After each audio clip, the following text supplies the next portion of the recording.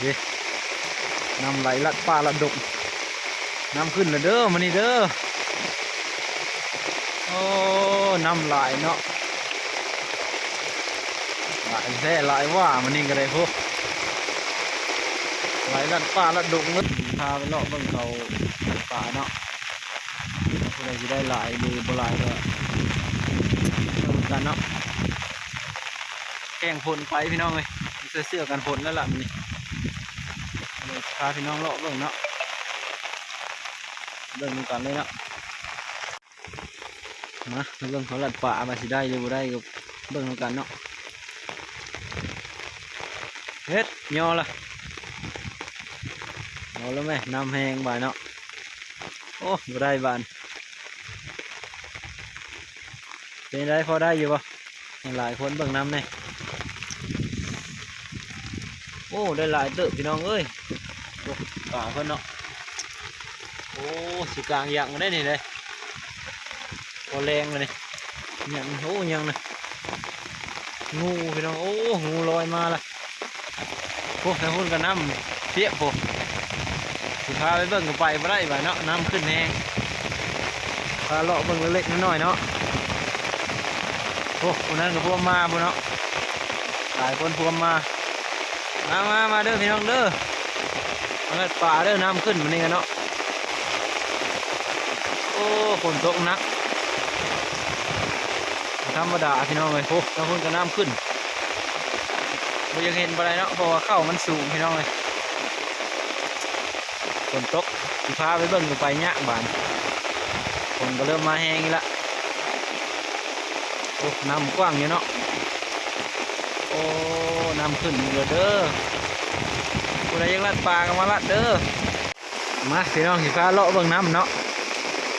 พาเลาะเบิ่งน้ำเด้อโอ้น้ำโอ้น้ำไหลแท้ไหลว่าเนาะธรรมดาพี่น้องเลยดิไหลลัดป่าลัดดงไปโอ้น้ำไหลเด้อพี่น้องเด้อยานจะล้มแล้วเนาะโอ้ยังไหลเด้นี่เนาะ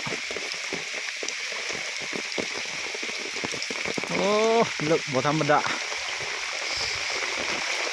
มาไปลัดป่ามาเด้อ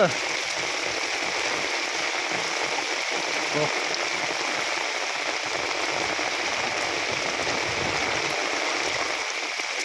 พาพี่น้องเลาะบังน้ำฝนตกเนาะ ตอนนี้กำลังตกเลยพี่ตอนนี้เนาะโอ้น้ำโอ้น้ำไหลพี่น้องไหลแท้ไหลว่าเนาะนี่เขาเลาะแถวมันตื้นๆเนาะโอ้ยลึกลงไปโอ้น้องโอ้น้ำไหลโอ้ตอนนี้กำลังตกหนักเลยตกทั้งวันเนาะทั้งวันทั้งคืนนี่เอาแล้วไหมนำเนาะโอ้เข้ากับลมมัดพี่น้องเลยลมก็แห้งพอหน่อยเมื่อคืนนี้เนาะแห้งแท้แห้งว่าเข้าลมมัดเอาอีละตอนเกี่ยว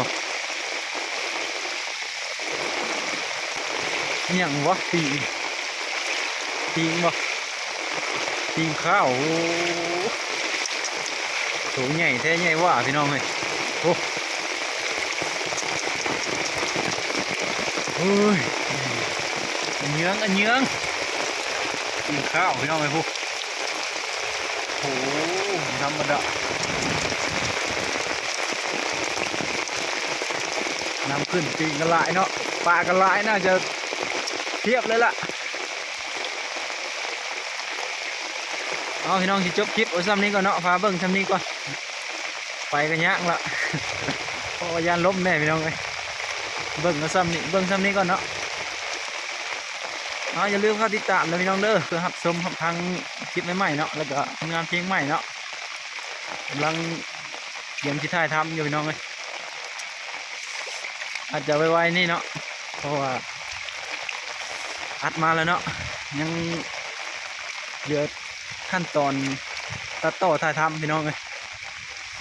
มี3 เพลง 4 เพลงพี่น้องเลย อย่าลืมเด้อติดตามทางช่อง YouTube ภูมิสายสิน้อยพี่น้องเลยเอาอยู่ดีมีแห้งทุกคนเนาะร่ำรวยคือเก่าบ๊ายบาย